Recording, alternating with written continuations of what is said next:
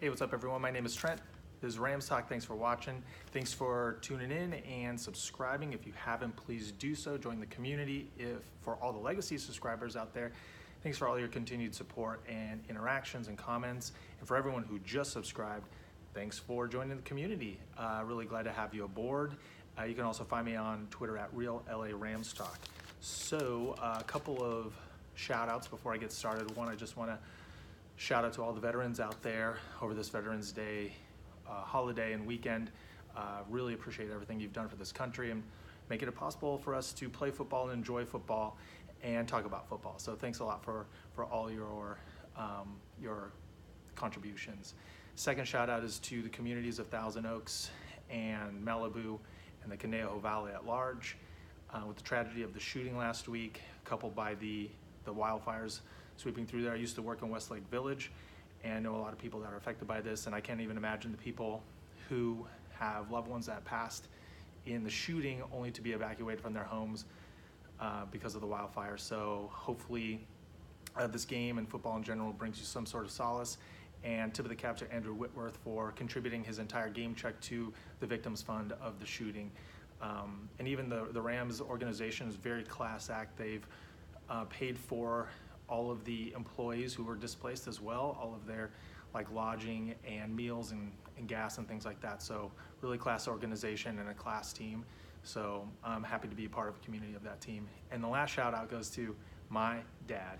My dad, without him, I wouldn't be a Rams fan. He took me to Rams games when I was a little kid back when they were originally in LA. And I noticed a couple weeks ago I had a random subscriber with by my dad's name, and so he's been watching all my videos and texting me afterwards, telling me that I'm doing a good job, and I just wanted to say thanks, Dad. I really appreciate it. Thanks for all your support. Really means a lot to me. So those are all my shout outs. And also I'd like to just get into this game. This game was ugly. This game it's weird how the Rams can win a game against a rival and most fans come out of it pissed or upset for some reason. I mean, I kind of find myself in the same boat, and I feel like it's because this game was close for two reasons. One was that the Rams committed so many costly mistakes and penalties, 10 penalties for over 100 yards, and it's by far the most of the season. So that's uncharacteristic of them, and I think it's because Seattle got under their skin, and Seattle's kind of one of those teams that can do that.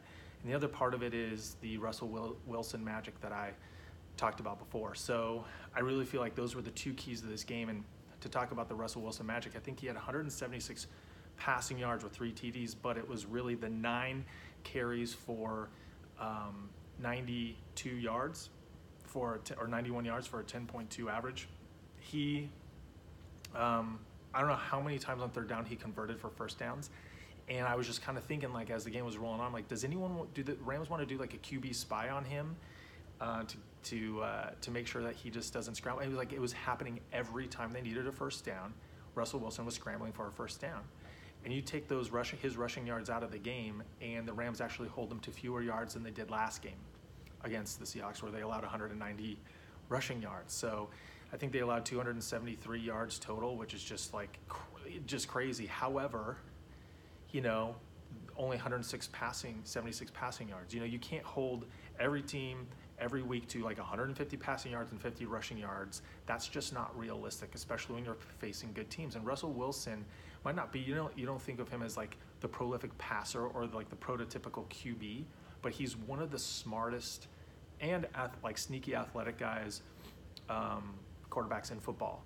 And I think it was the Rams' inability to really contain him. And I think they were really loading up the secondary to make sure that they didn't get burned like they did last time for 3 touchdowns through the air.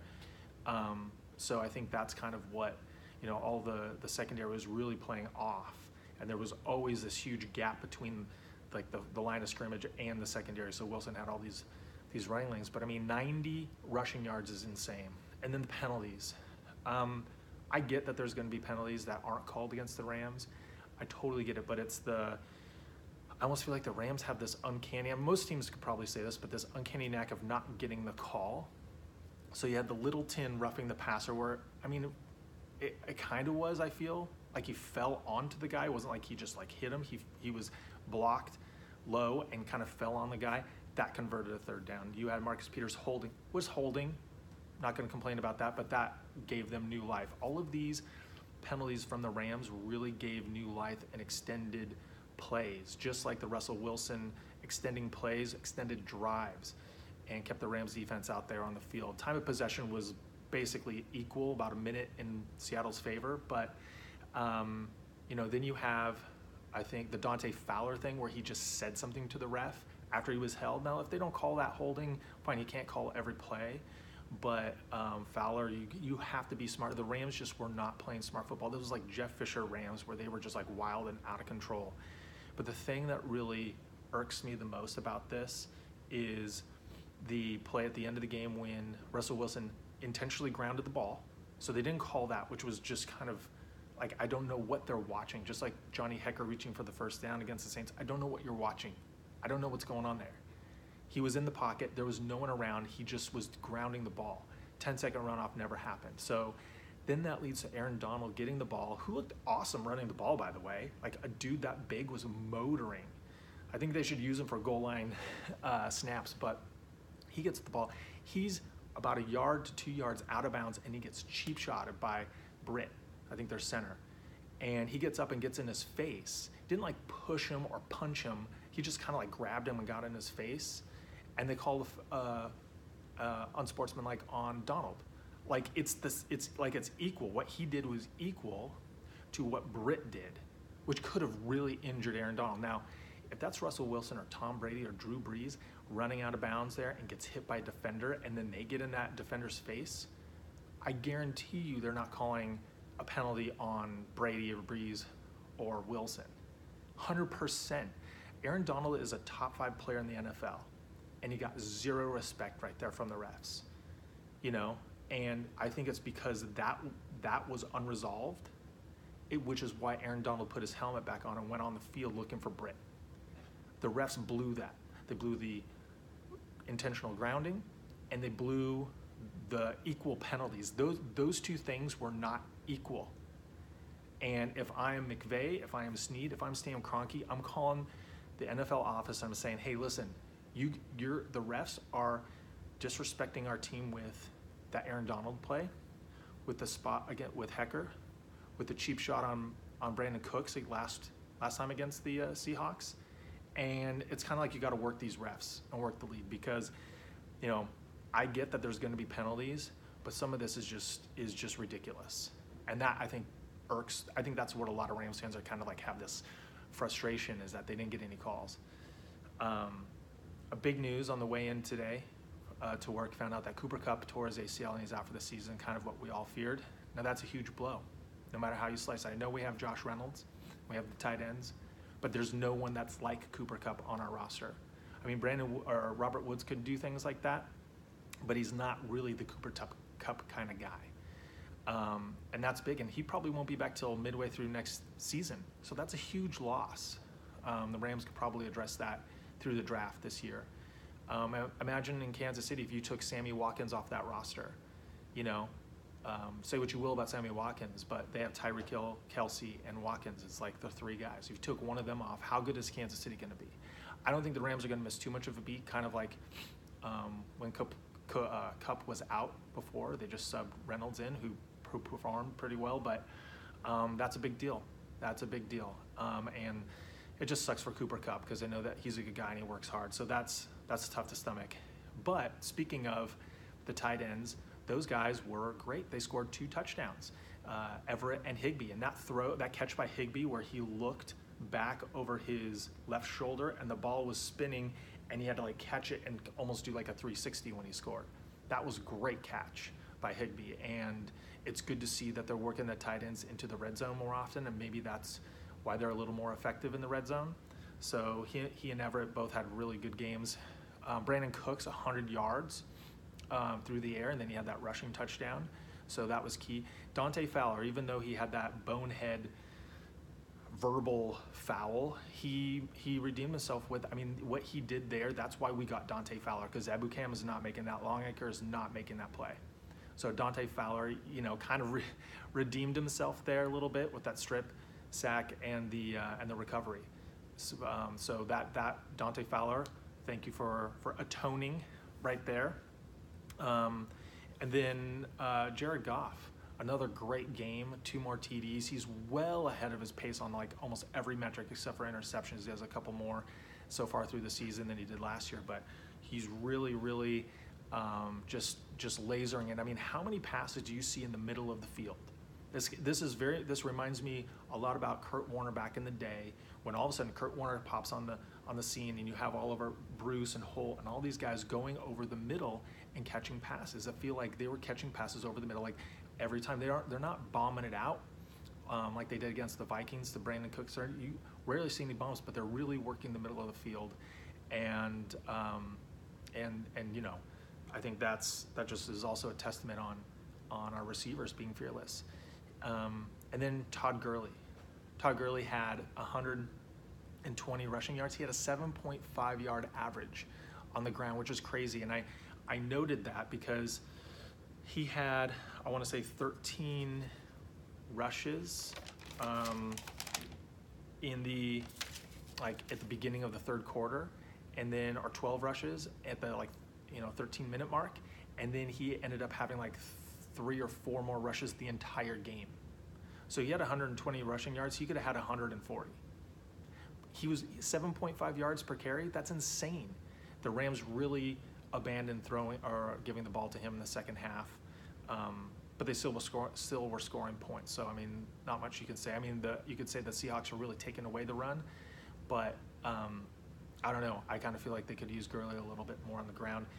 And if you think 7.5 yards per carry is a lot, the Seahawks had 8 yards per carry as a team.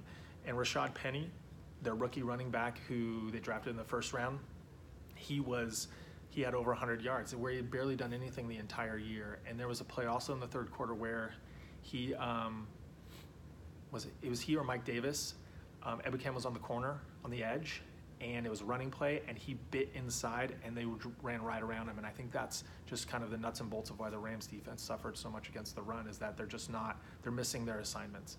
But I mean, the running game looked good, and that's what the Seahawks offensive line is all about: just ground and pound, ground and pound, ground and pound. That's their identity, and they did that against the Rams. Remember in the last video I mentioned that, look at how many 3-and-outs the Rams have. I don't think they have any.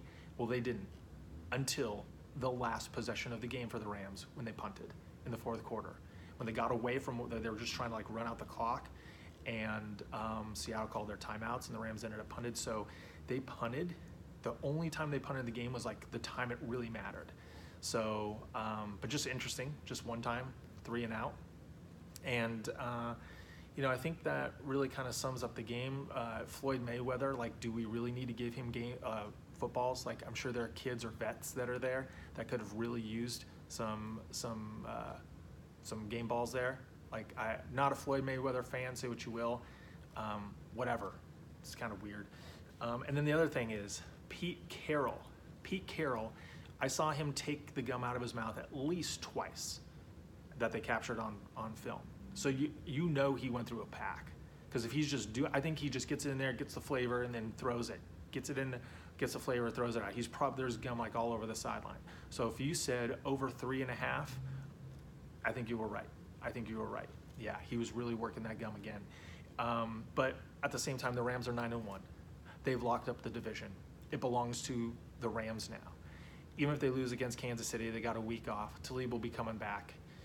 They'll have time to get their receiver situation straight, kind of shore up their defense. But I think that, the sky's not falling. They can correct those personal fouls. They can correct that stuff.